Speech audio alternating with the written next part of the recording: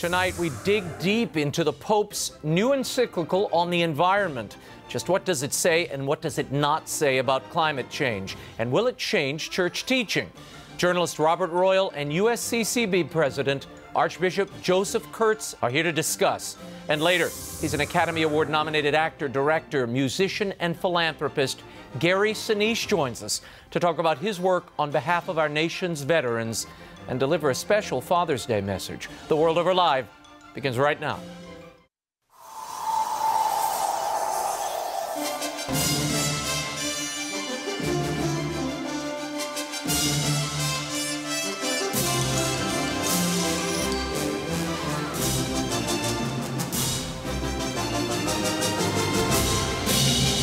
Now, from Washington, D.C., Raymond Arroyo.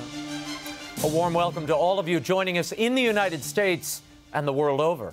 Archbishop Joseph KURTZ, Robert Royal, and Gary Sinise are all straight ahead. If you'd like to comment on tonight's show, or if you have a question about the Pope's environmental encyclical, I'll be live tweeting throughout. You can reach me on Twitter at Raymond Arroyo, or you can email me at worldover@EWTN.com. Here's the brief. News from the world over this week.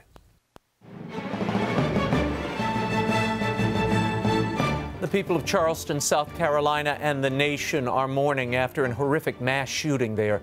On Wednesday, a young man joined a prayer group inside the Emmanuel African Methodist Episcopal Church. Then he fatally shot 9 people, including the church pastor and state senator Clementa Pinckney. The suspect, 21-year-old Dylan Storm Roof, was captured 4 hours away in North Carolina without resistance on Thursday. The Charleston police chief wouldn't discuss motive, but past statements and an eyewitness account indicate that the killings could be racially motivated. At a press conference, President Barack Obama offered his condolences to the victims and called attention to gun violence, saying the country has to reckon with the fact that this type of mass violence does not happen in other advanced countries, end quote. And the most anticipated and controversial papal encyclical in decades was released on Thursday. Pope Francis's 184-page tome on the environment, Laudato Si, or Praise Be to You. In it, the Pope calls for an extensive and worldwide cultural change, not only environmentally, but economically and politically, in order to protect a planet that he describes as our common home. Part manifesto, part teaching document, Francis hitches the encyclical to the science of global warming. The Pope explains how the fossil fuel-based industrial model is not only harming the environment, but hurting the poor disproportionately. He quotes everyone from Pope Benedict to John Paul II to Orthodox Patriarch Bartholomew to the Bolivian Bishops' Conference to make his case. The encyclical is already receiving both praise and criticism. We'll dive into it with a full analysis in our next segment. And confidence in religion has hit an all-time low.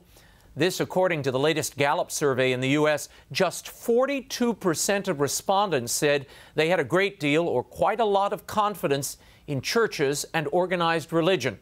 That number is down from nearly 70% in the 1970s and down 6% since 2013. The stats for Catholics and various denominations are almost identical.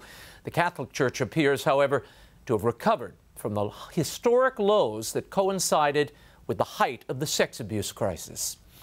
And 2 big names were officially added to the growing field of presidential contenders this week.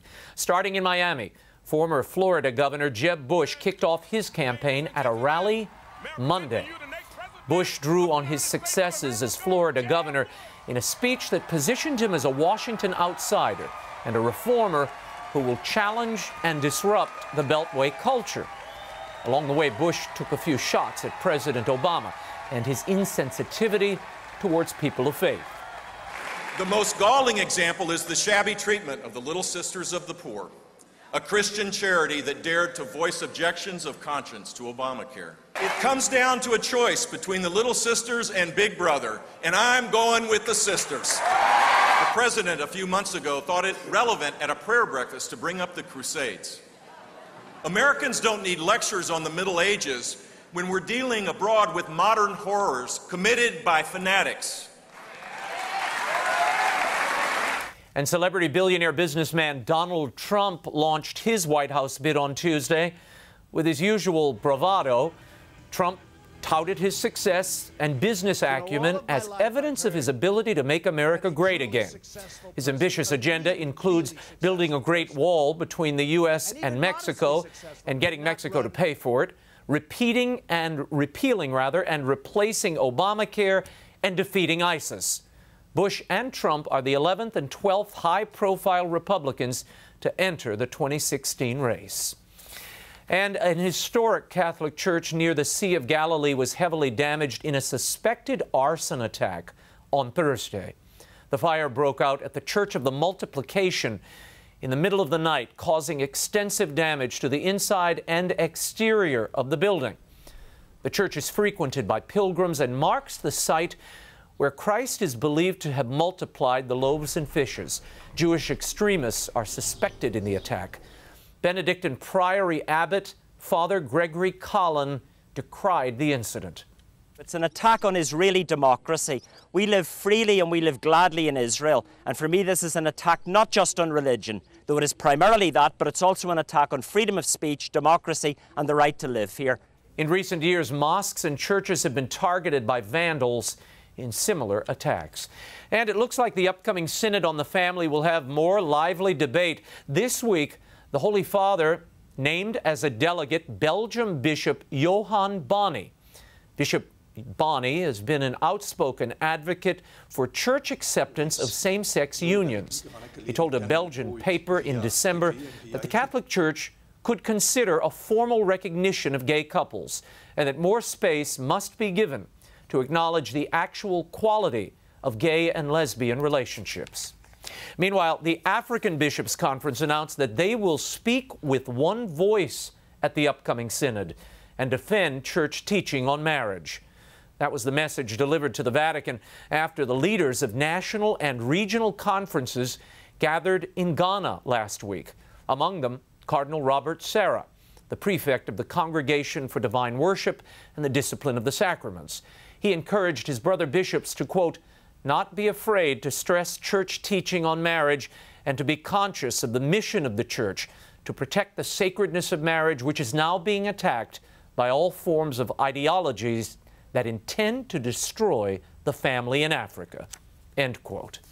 Back here in the U.S., the country's largest Protestant denomination is also affirming traditional marriage. The Southern Baptist Convention passed a resolution calling on the U.S. Supreme Court to uphold the right to define marriage as exclusively the union of one man and one woman. The High Court is due to rule on the constitutionality of gay marriage before the end of June. On Sunday, Pope Francis stressed the importance of children having heterosexual parents. Speaking to some 25,000 Roman faithful, the Pope said the differences between men and women are fundamental and an integral part of being human. Children, he said, form their identity based on the differences of their parents. Pope Francis further appealed to parents to safeguard their children from ideological attacks against the family and all that is sacred. And the Vatican has indicated that a former ambassador to the Dominican Republic will be tried on charges of sexual abuse of young boys and possession of child pornography. The Holy See announced Monday that Joseph Weslowski will have his first hearing in July. It is the first time such a high-ranking Vatican official will stand trial for sex abuse. The Holy See recalled Weslowski in 2013 after rumors surfaced in Santo Domingo of his alleged abuse. Weslowski has since been defrocked and placed under modified house arrest inside Vatican City, pending a decision by the Vatican Criminal Court. And Archbishop John Nienstedt resigned Monday as the leader of the Archdiocese of St. Paul, Minneapolis, in the wake of criminal sex abuse charges against the Archdiocese, not against him personally. Earlier this month, criminal and civil charges were filed against the Archdiocese, alleging that it failed to protect 3 boys who were sexually abused by the former priest. Curtis Waymeyer was convicted of the abuse and is serving a 5-year prison sentence. He was dismissed from the priesthood in March. In a written statement, Ninestedt said he is leaving with, quote, a clear conscience, knowing that my team and I have put in place solid protocols to ensure the protection of minors and vulnerable adults. The Archbishop claims his leadership was drawing attention away from the good works of the Church, and thus his decision to resign. In 2012, after Archbishop Ninestedt himself had removed Wehmeyer from ministry, the Ramsey County attorney commended him for doing the right thing. The offending former priest was involved in a series of inappropriate incidents before Ninestedt's tenure as bishop. The resignations come just a week after the Vatican announced the formation of a new tribunal to examine such cases. When we return, Archbishop Joseph KURTZ joins me to discuss the vision at the heart of Pope Francis's new encyclical on the environment, and he'll take your questions. And later, Robert Royal will be here to give us his take. The World Over continues in a moment. Don't go anywhere.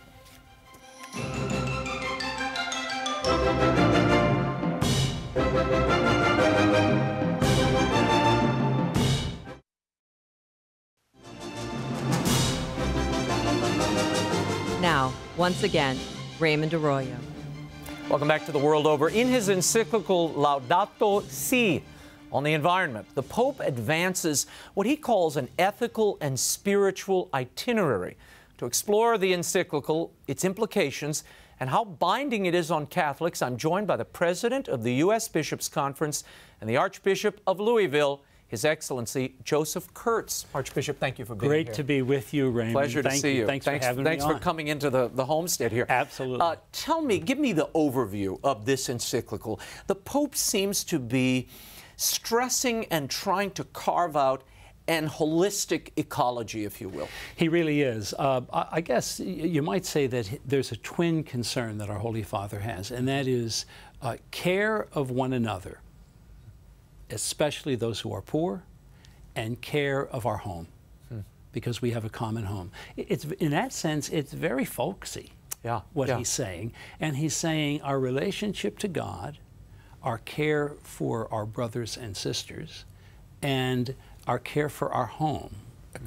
Echo, of course, is the Greek for home. Sure. Our care for our home is indeed what I would call a spiritual and a moral framework that ought to drive great decisions in our life and in the life of leaders in the world. You can hear, in fact, some accounts I've read, they said that there are 85 footnotes and citations from John Paul II and Benedict XVI in this encyclical. There sure are. I want to read one of those references. This is early on. This is citation number 6. We'll put it up full screen so everybody can see.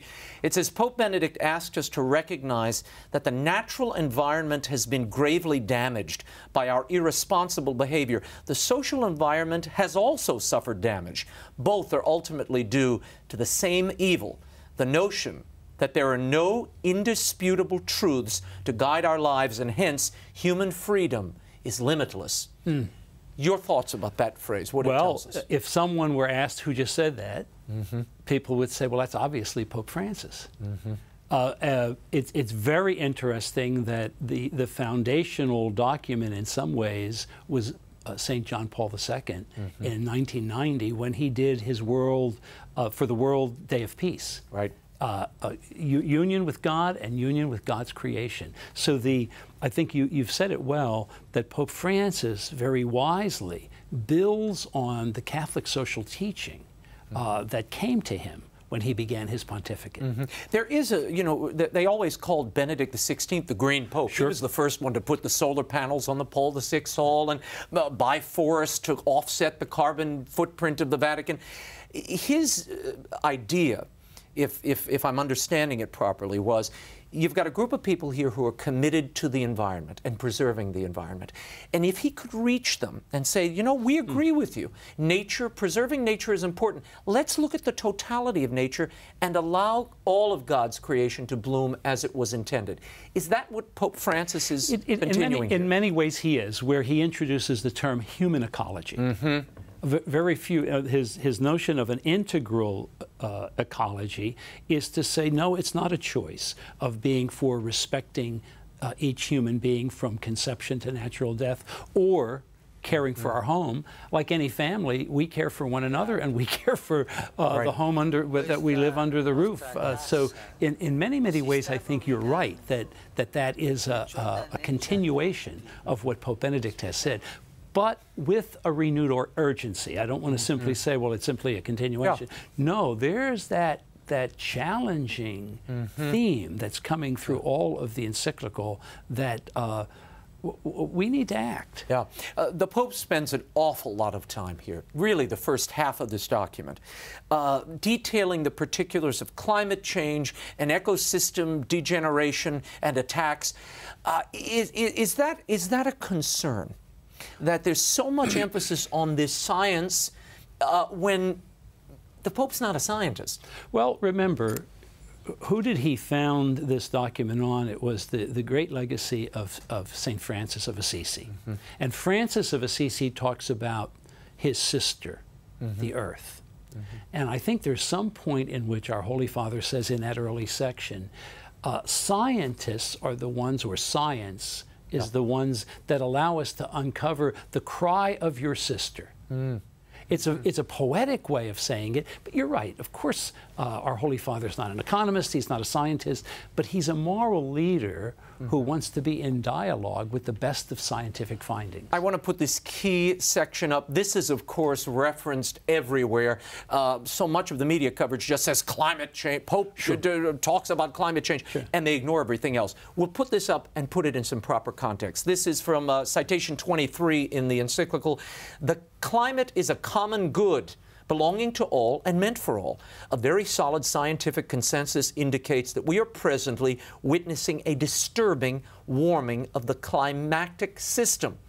Humanity is called to recognize the need for changes of lifestyle, production, and consumption in order to combat this warming, or at least the human causes which produce or aggravate it. A number of scientific studies indicate that most global warming in recent decades is due to the great concentration of greenhouse gases, carbon dioxide, methane, nitrogen oxides, and others, released mainly as a result of human activity. Is there a danger in affirming that humans and human activity create climate change, if climate change is identified as the great evil here? Well, remember, when you read the entire encyclical, our Holy Father is saying human activity is one of the causes, and I would dare say that my training in theology always said, well, when you're dealing with important issues like life and death issues, Tutsiorism, always take the safer course. So if some people will say, well, this person's really not sick, and the other one said, you know, they're about on their deathbed, you listen to the safer course because you're wanting to preserve that person's life. I think what our Holy Father is saying, because later he says, listen, I'm not trying to settle any of the the disputes with science. I'm not trying to settle differences. No, he's saying, let's take the safer course here, because in many ways, why would we not want to be called to a simpler lifestyle and to areas in which we can help, and most especially the poorest of poor people? Because often, as you know, I've been into Ethiopia, I've been into places where you see the terrible difficulties where there's not adequate water, where disease is rampant. These are real problems, and our Holy Father sees them. You mentioned that a moment ago, and I'll put this quote up because you just referenced it. It's in 61. He says, on many concrete questions, the Church has no reason to offer a definitive opinion. She knows that honest debate must be encouraged among experts, that we need only take a frank look at the facts to see that our common home is falling into serious disrepair. Does that mean that the scientific portions of this, where the Pope is musing on climate change and what might be done about it, are those prudential judgments, basically? Well, no, I think it's first of all saying, our Holy Father saying, listen, I'm not a scientist. He says, I'm basing my moral voice on the best information I have. I'm basing a moral voice. But remember, he's not giving a concrete blueprint that says, now these are the 5 or the 25 or the 50 things that you need to do. 1, 2, 3, 4, 5. He's not giving directives. What he's giving is a moral and a spiritual challenge that people in dialogue, people who are scientists and economists, come on, you need to help us deal with real issues in this world. But it sounds, and if you read my email, it sounds like he's offering directives. No. You know, when he says that carbon dioxide is a pollutant, well, you and I are creating carbon dioxide, probably a lot of it from this end of the table, every day. So if it's a pollutant and I'm releasing it and that's hurting the environment, I got to go, right? Listen, the Holy Father's message is the key message he's saying is, what are we going to leave to our children? What kind of a world are our children going to inherit? He's speaking of a moral framework. And so people who might be eager to say, well, let me parse each sentence that deals with the scientific studies that he's given. He's certainly speaking of them, and he's giving an urgency. But I think we need to quickly go to the moral area, because that's really the point of the encyclical. So this is not a, we do not have to enact every one of these. For instance, a lot of the emails today say the Pope calls harmful habits of consumption something, quote, a simple example is the increasing use and power of air conditioning. Some people said, so to be a good Catholic and to abide by the Pope's teaching, do I have to stop using air conditioning? Well, the first thing that we have to do is we have to read the whole encyclical. And we have to become students, because I think we run the danger of missing the whole because we're looking at one little piece. He talks about excessive consumerism. He does. There's no question about it. The global situation where taxes would be imposed in an international body. But he talks about a throwaway culture. When he gets into what you might call directives, they tend to be moral directives, saying, what is your place in this throwaway culture? How are you treating other people? How are you treating your possessions? And how are you looking at the common good instead of my own self-interest? How is the common good driving you? And I think they're valid moral issues he's raising. But when you get to the specifics, and there are some specifics here that he advances, of course. Those are prudential. When in the hands of politicians or others. I mean, Jeb Bush was cornered the other day. I won't play the bite we were going to, but I don't want to use the time. They confronted him and said, well, do you agree with what the Pope said? And he said, you know, I don't get my politics from the Pope, but I'm going to read it with attention and listen to what he has to say.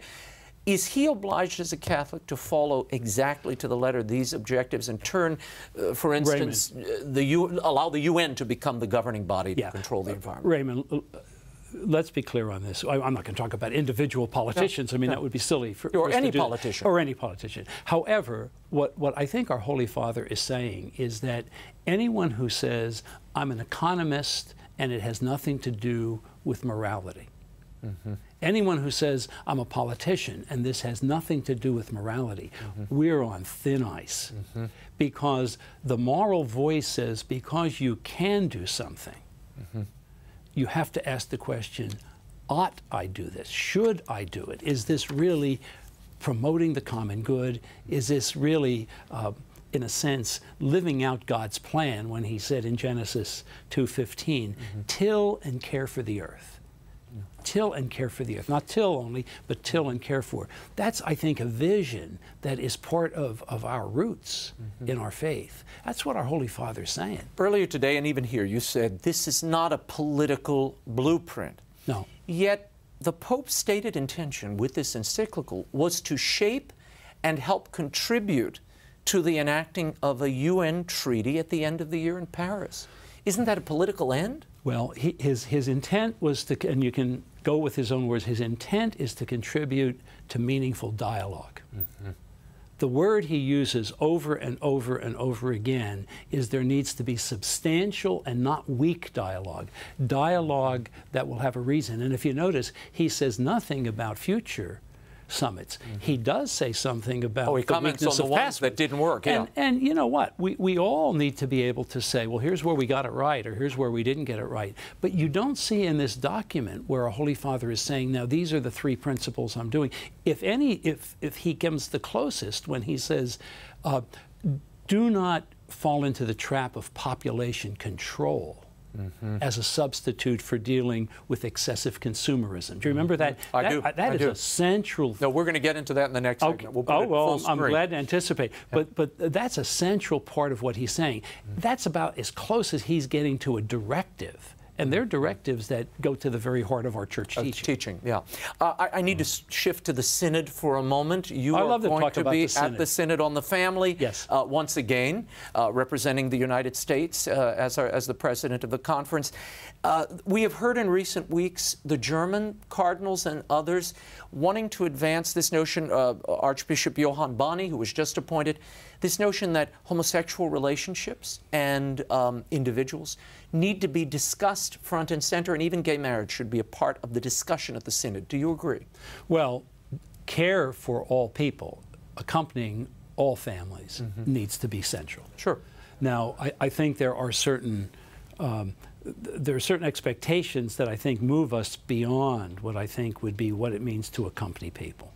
So that what I'm looking at, and I think we all should be looking at, is what is the framing document that we're beginning with? Because that will really be what sets the tone. And you may recall that the lineamenta that will be now revised, and a new document, as you know, next week will come out. Next week, yeah. That is being revised, but that document did talk about families in which a person is experiencing same-sex attraction, and what is pastoral care. Pastoral accompaniment will not mean that we are weakening our commitment to the sanctity of marriage as the union of one man and one woman. It just won't mean that. So gay people you'll be discussing, or possibly, but not necessarily gay marriage or unions. Because that seems to be the intention I would say that of the key will be, as I see it, the pastoral care. And I think you'll be able... Of individuals. And you'll be able, well, the pastoral care of people. You'll be able to see, when you see the Instrumentum Laboris, what will be the beginning stages. And so you and I guess, should wait till we read that, but that would be my sense. Well, we will meet again. Yes. I had Cardinal Walter Casper on the show the last 2 weeks talking about his proposal at length. In your mind, is that proposal finished? Has that conversation ended, or well, I'm is not it sure still which an open question? The proposal you're talking about would be for divorced in terms and remarried of a penitential process. Right, giving them a fast pass. Let me say this, that as you well know, at the last synod, the primary path of reaching out to people who are in divorced and remarried situation is to streamline the annulment process. Streamlining in a sense of taking away barriers that will not mar the integrity of the sacrament. It is in the document that the penitential process, and so perhaps it will be talked about. I don't know what will be in the coming document, but my suspicion will be that the vast majority of time will be spent on what it means to preserve the integrity of an annulment, but yet make it accessible to people. So you and the American group would not support the Casper My gosh, proposal. I only speak for myself. Would you support it? No. No? Okay. We'll leave it there. Archbishop KURTZ, we will be in touch in the coming days. Thank you so much for your candor and for being here. When we return, Robert Royal will join us to talk about the portions of the environmental encyclical you may not have heard about and the economic and political ramifications, and we'll take more of your questions. Send them to me at Raymond Arroyo at Twitter and world over at EWTN.com. Gary Sinise is also straight ahead when the World Over Live continues. Stay right there.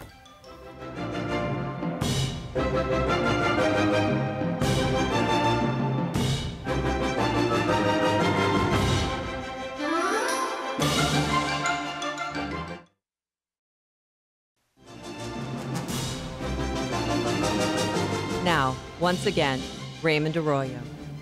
Welcome back to the World Over Live. Even before its release, the Pope's encyclical was being drawn into the usual partisan divisions.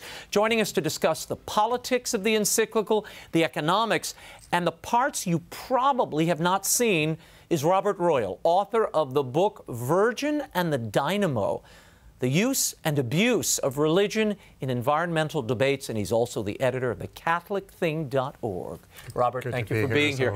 I want to play this little bit from you from the press release of the encyclical this morning. This is Professor John Schellenhuber. He's the founder and director of the Potsdam Institute for Climate Impact Research and one of the presenters of the Encyclical. He had this to say about wealthy nations. Listen. All the people in this plot, so about 7 billion people, you rank them by income. So the bottom billion has almost nothing, but on the vertical axis, it's the emissions of that part of humanity. And you see the bottom billion doesn't contribute anything to greenhouse gas emissions. It's all done by the upper billions. So it's not poverty that destroys the environment. It is wealth, consumption, and waste. It's wealth, consumption, and waste, and the North is primarily to blame. Your thought about this idea that's been set up, and there is some of it in the Encyclical, that the North and South are somehow, one is preying on the other and growing as a result of pillaging the natural resources in the South.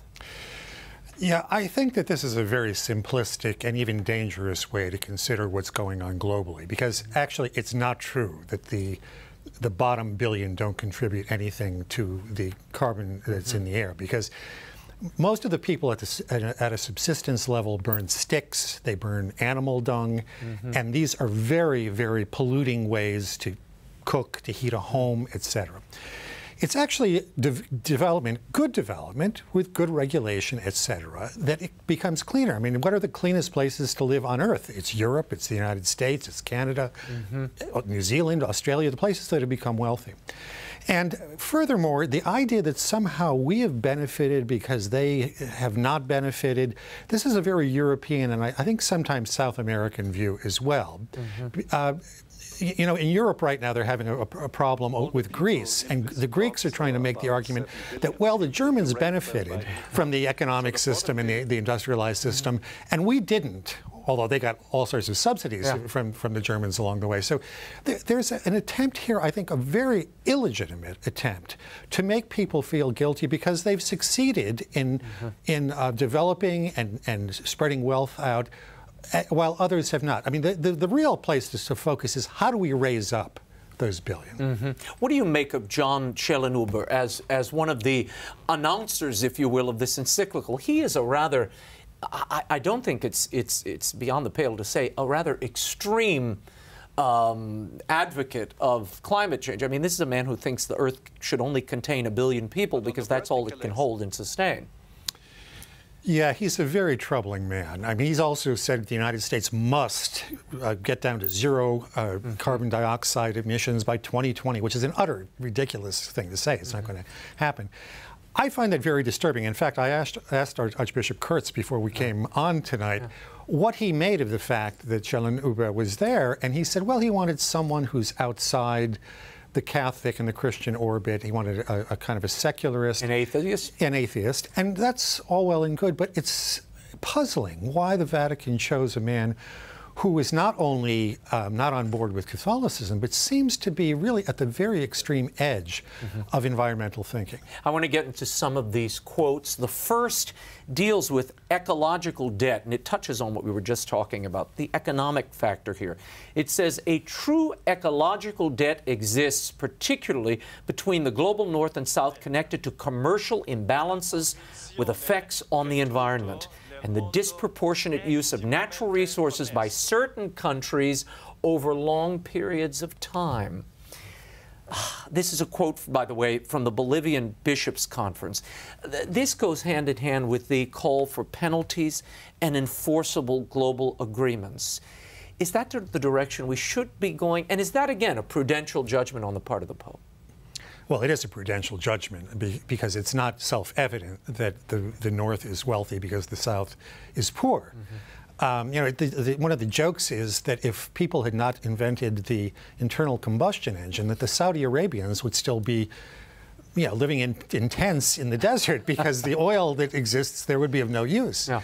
So it's human invention, it's human development, it's this human capacity to be co-creators with God that is the way out of these environmental difficulties.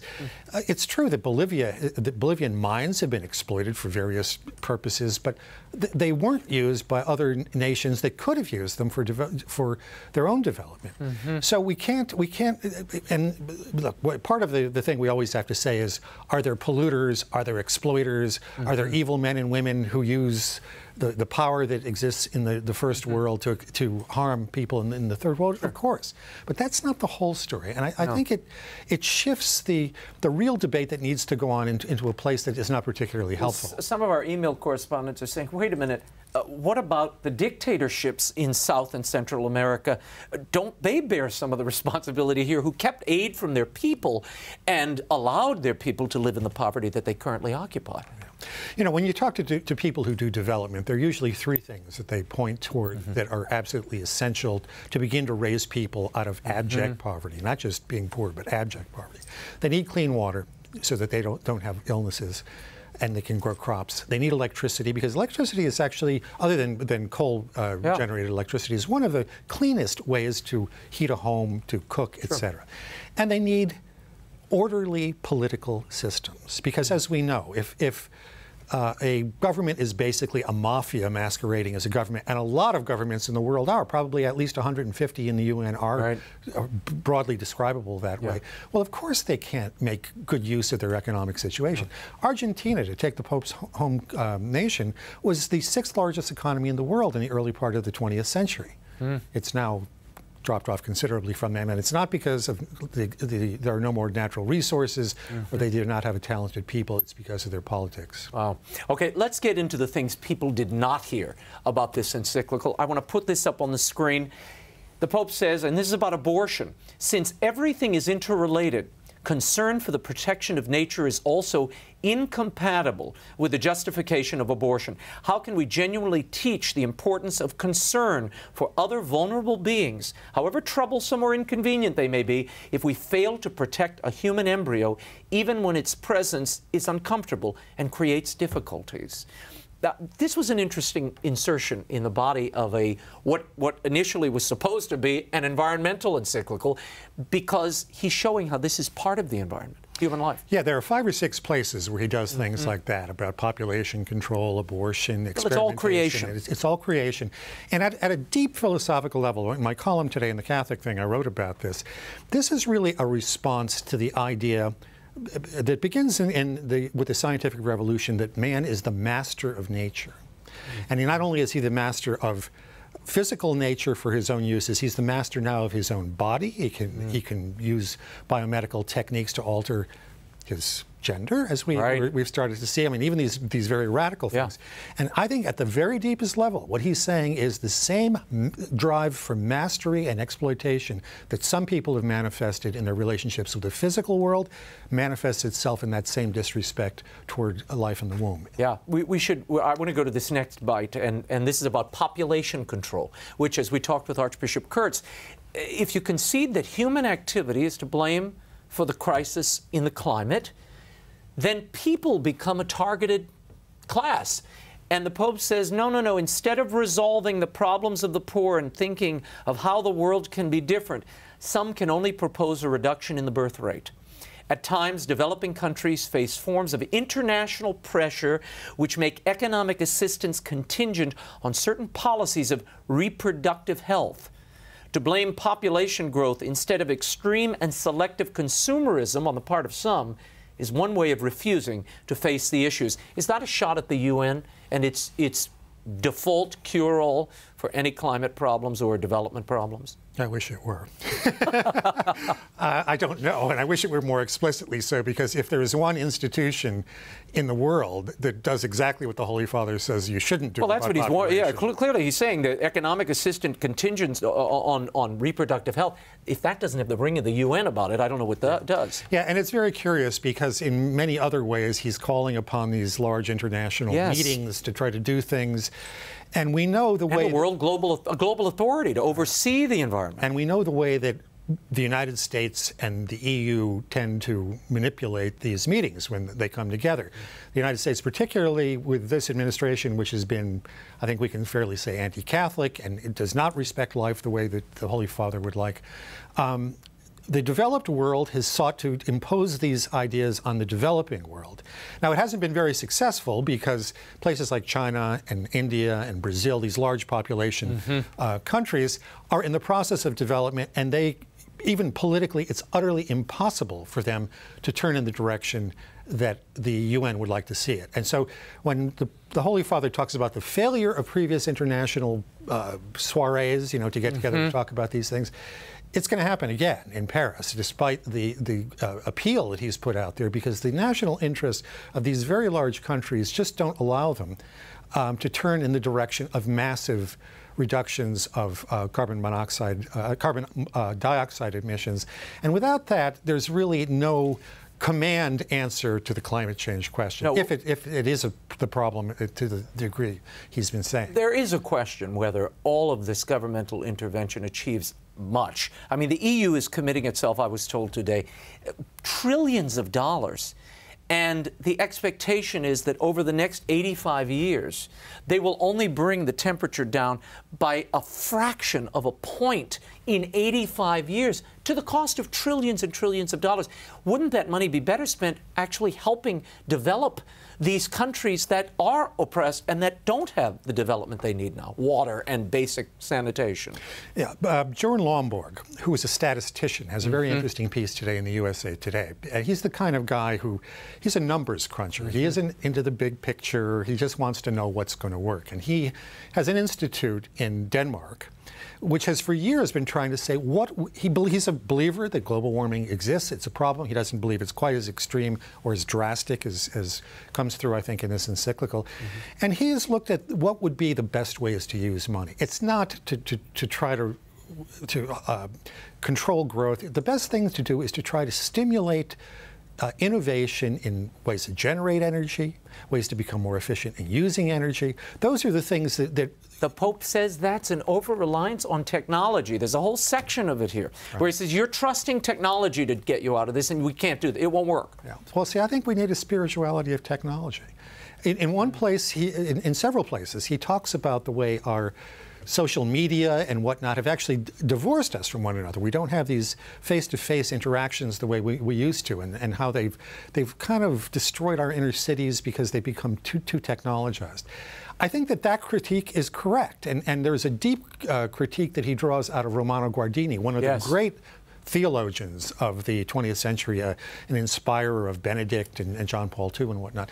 But it's impossible to solve this problem without better, more sophisticated technologies and a more enlightened way of using them. I think it's good to try to encourage that as well as a more ascetic lifestyle. So in the final takeaway, we are to, and at least my understanding is, we are to read this with care, pray on it, think about it, consider it, allow it to affect, and it is a challenging document, and it challenges me a lot as I was reading it, thinking, my gosh, I should be more aware of this or that. But we don't have to accept all the prescriptions necessarily that the Pope offers here. These are just his personal musings and prudential judgments. Well, I'm not sure about that. I think that this is sort of a summary of some people he's been speaking with. I don't think that Bergoglio in Argentina was studying the environment. We have no evidence that he's paid a lot of attention to this prior to becoming Pope. It seems to me that the vision of nature, the vision of creation, is really quite inspiring. I mean, the heart of Bergoglio, that warm, amazing, charismatic man, comes through in those passages remarkably. When he turns to the policy questions and an actual description of the case, he tends in that Schellenhuber direction where everything seems drastic and dire, and maybe he's slightly overstating it to try to urge people forward a little bit, but I wouldn't even call them prudential judgments. When the Holy Father, what would you call them? I think he's registering what he believes are the best ideas from people who have come to him or maybe were part of a team that helped him put this together. Because I have to say, as a writer myself, I think the document is an impressive bit of writing. It isn't necessarily entirely self-consistent, and it's not only technology, not technology. There are other things in it that are not necessarily self-consistent. But there's a spirit and there's an energy that comes through this, even despite the many things that you might disagree with in terms of the policy. No, as you said, there are poetic patches, particularly the end, very mystical and has a very different feel from the rest of the encyclical. But it's beautiful, and it ends with 2 new prayers that he's composed. Yeah. 30 seconds, I have to ask you this. Sandro Magister, the journalist who released that draft up front, actually his editor got a copy of it. He wrote an introduction. The Vatican press office stripped him of his credential. A good deal because he broke the embargo, or was he subject to the embargo?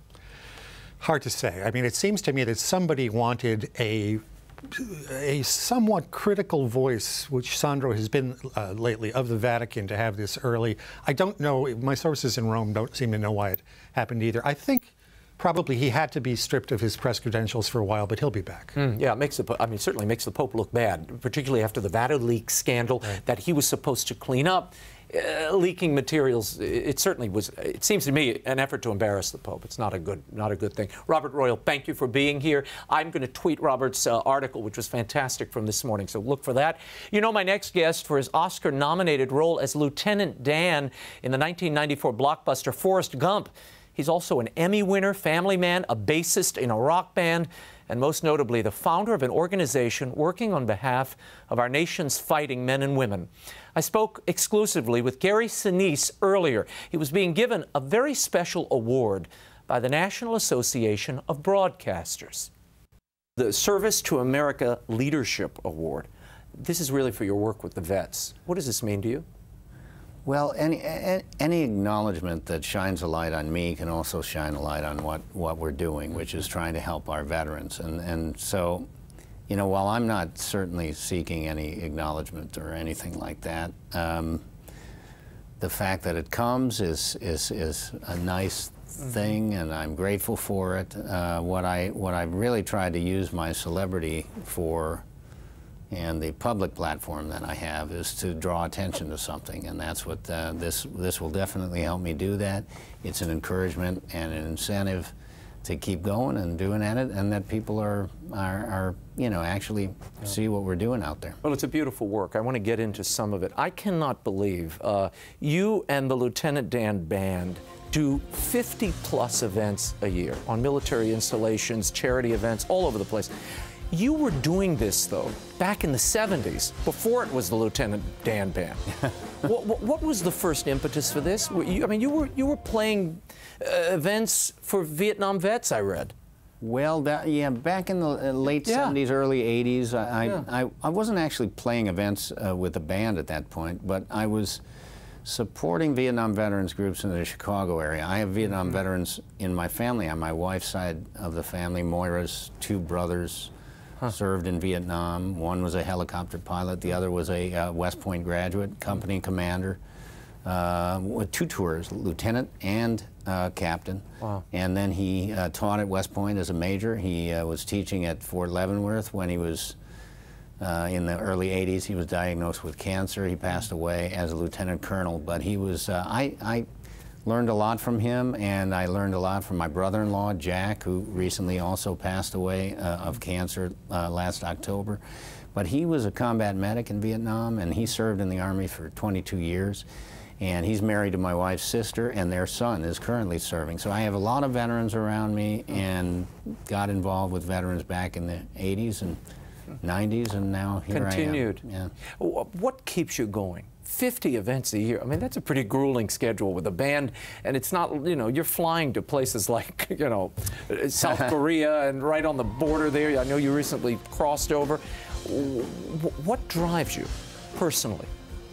Well, it's the men and women who serve are the ones that have inspired me. I've met extraordinary people, and you know, they get hurt sometimes, and we lose them sometimes. And there are a lot of families out there that are suffering because they've lost a daddy, you know, or a mom. Has it changed you as a person? being near them, watching this level of sacrifice? Oh, sure, yeah. No, I felt after September 11th, I knew there was a way that I could serve and a way that I could help.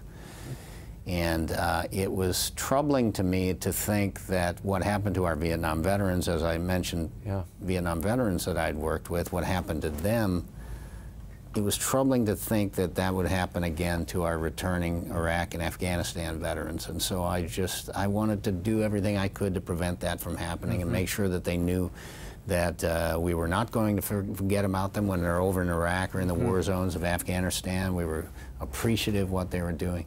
And that when they came home, they were going to have support and gratitude and maybe a little entertainment and you know, whatever we could do to help. And the Gary Sinise Foundation, not only do you entertain, you reach out to these people in their need, these veterans. One of the things you're doing that I didn't know anything about, you all have begun creating smart homes for many of our wounded warriors who come back. Tell me about these. You've opened up, what, almost 35 of them now, or you're on track? There's various projects in various phases of development. In fact, just today we gave away a home up in Minnesota to a triple amputee and his wife. Happily, they're pregnant and they're expecting a baby. They have a new house, so there's a lot to look forward to there. This smart technology house will provide an opportunity for this particular Marine to be more independent within his own house. He's only got one hand. He can get up on legs and kind of walk, not necessarily really comfortably on prosthetic legs, but he does. And they're a wonderful couple. Last week we gave, just recently we gave another house away to a very badly wounded service member out in California. We're doing this all around the country, trying to help as many of these real-life Lieutenant Dans as we can out there. I learned a lot from doing that part, working with the Disabled American Veterans Organization and meeting lots of wounded service members from various wars beginning at that point. This was, you know, when I got involved with the DAV, it was in the 1994. So we were dealing with World War II, Korea, Vietnam, Desert Storm, and all the other small conflicts in between. We have a lot of wounded out there, and now we have this entire new generation of Lieutenant Dan Taylors out there who are even more severely injured than Lieutenant Dan, who lost both his legs. Tell me, we had the honor again of attending the Memorial Day concert here in D.C. on the Mall, and you and Mr. Colbert and Joe Montaigne always do such an incredible job. This year, really, at least to my eyes, it reminded me of the sacrifice that I guess you just don't think about, not of our servicemen and women, but of their families, who not only do without them during the tour of duty, but sometimes do without them for a lifetime. What is your organization doing? What is the VA and our government not doing that we should all be focused on for those families left behind? Well, there's a lot that's being done, and you know, but there's a lot of need also, and there's sometimes catastrophic needs because some of our wounded are so badly damaged that it affects the entire family. They're going through post-traumatic stress and various challenges because they become the full-time caregiver of somebody who can't take care of himself. We have some very, very severely, badly wounded service members who have no ability to care for themselves, so they have to be totally taken care of by their young little girl and their wife or mother, and in some cases, whoever it is. So that really, it spreads out and affects the entire family. We're trying to fill those gaps where the care and the needs are unmet, and we try to do what we can for them. There's way too many Gold Star children who have lost a mom or dad in the war. You saw the story of two children in the Memorial Day concert. I work with a great organization called TAPS, Tragedy Assistance Program for Survivors. This was started in the 90s by a woman who lost her husband. And it's a grief management and grief assistance program and another organization called Snowball Express, which is specifically targets the children of our fallen. I've been involved with both these organizations for a number of years, trying to draw attention to them. Before I even had my own foundation, I was just trying to support as many of these military charities that were popping up post 9/11 as possible. Because there was such need out there. Oh, there's a great need out there. Is there a connection between this advocacy and your faith? Our viewers know you're a Catholic convert. You've spoken about it on the show before. Do you feel that connection? I do. Service is a service above self. It's a big part of our faith, and I get, you know, I was on Bill O'Reilly once, and he said, "Why are you doing this?" and everything. I said, I get such spiritual nourishment, and he goes, "Spiritual nourishment." Oh. But the fact is that it's rewarding. It is spiritual nourishing. It's nourishing because I see so many people that are in such need, and I have been so blessed in my life. And when we were attacked on September 11th, the Catholic Church became this haven of protection, our little Catholic church in our little town. And I got a lot of support there just by going there through what was a difficult time for our nation, but I was just in anguish and wanted to do something, and I just eventually, when we started deploying to Iraq and Afghanistan, I just felt called there. Go, try to help these men and women who are responding to these attacks, and try to do whatever you can for them. Yeah, and you've certainly done that in such a beautiful way. It's Father's Day weekend, so I've got to talk about that for a moment. Your father is still with us. He was a film editor, your father, Robert. Tell me what he's left you, the lesson that he passed to you that you recall most. Gosh, Dad was always, he worked very, very hard. He came from a working class family in Blue Island, Illinois. His father, my grandfather, worked on the Indiana Beltline Railroad. And he was a working kid. He went, I think, 1 semester to college and then joined the Navy. Wow. And my dad was in the Navy in the early 50s. When I was born, in fact, he was still in the Navy when I was born. So I guess I'm a Navy brat. There you go. And he was stationed right here in D.C. And at one point they asked Dad, when he was a young guy, "Do you want to go on a ship or do you want to be a photographer?" And my dad said, "I'll be a photographer." So smart man. He learned photography, and he ended up working in the film labs during the Korean War, processing top secret films that were coming back from the front. So he was seeing all of this, and he was in the lab. And then when he got out of the Navy, he went into the film business in Chicago and was one of the first independent editors in the city of Chicago, worked his way up, started his own business, and he always tried to provide for our family beyond his means. Just somebody who wanted to always give his family more than he really could afford. Was his profession your first sort of attractiveness to this calling of yours? I guess if you track it, I remember being a little kid, and in those days the editors would work on moviolas. Do you remember? Yeah. Where the film would just spill out onto the floor and it'd be all over. And I remember being 5 years old, and he'd be editing something in his office and have me there with him, and the film would be everywhere, and I'd be watching it spit out of the moviola and that kind of thing. So I guess that was my first taste of show business, but it was really, I really got involved in acting in high school. When I started doing plays in high school. Right. Well, you've done such an incredible job. You are now... So can I say Happy Father's Day? You may, please. Happy Father's Day, Dad. I love you. Oh, that's nice. You are now going back again before the cameras. You're doing a new show for CBS, playing a Law and Order man again. Can you tell me anything about it? I can, yes. We did a pilot for Criminal Minds. We actually shot the pilot, and it was an episode of the Criminal Minds series right toward the end of the season in April. And it introduced an international division of the FBI, which was the team that I brought in, because there was a case that involved something that happened in Florida and also something that happened in Barbados, and they were linked. So they called in the international team to work with the domestic team. So the episode took place in Barbados. That introduced our team, and CBS picked it up.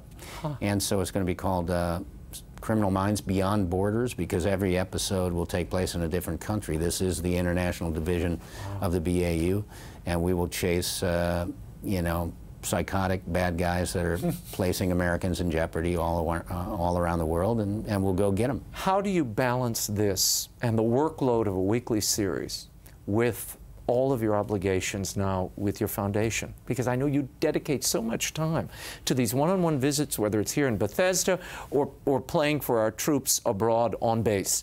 How do you balance that? It takes a lot. There's a lot of air miles. And I noticed. I've learned how to sleep on airplanes and that kind of thing. But when I was shooting CSI New York for 9 seasons, I was traveling on the weekends all the time to try to get a lot of that. That was the time I was actually doing 50 shows a year while I was shooting the TV show. I've tried to cut that back because I've had to add other types of events. Right. We have so many wonderful partners supporting our foundation, the National Wood Flooring Association, Cisco, the food company, they donate food for our hospital shows. American Airlines provides tickets so I can take my band here and there. Benjamin Moore Paint, even, they're going to help us with a lot of our houses with the paint. There are a lot of people that are coming on board to help us. I have a great board of directors, and so I have to do various events, you know, for a lot of different things. So I've had to cut back the band shows, increase some of the other types of events, the fundraisers and other types of events. We'll just find the way to manage it when I go back to work on Criminal Minds Beyond Borders, and it'll all work out. The studio and the producers are already on board, and they're going to help me keep going. Well, Gary Sinise, thank you so much for being here. Thank you for your work, and I hope you keep going a long time, and congratulations on the award. You can find out more about Gary Sinise and the work of his foundation by visiting GarySiniseFoundation.org. Check them out. And you can also find out how to help our nation's veterans and wounded warriors there. Until next week, the show continues on Facebook and Twitter. Like me on Facebook, follow me on Twitter. The links are at RaymondArroyo.com. So what do you think of Pope Francis's encyclical? Let me know your reaction. And don't miss next week, a special segment with New Orleans jazz legends Ellis and Delfio Marsalis. Governor John Sununu of New Hampshire will be here.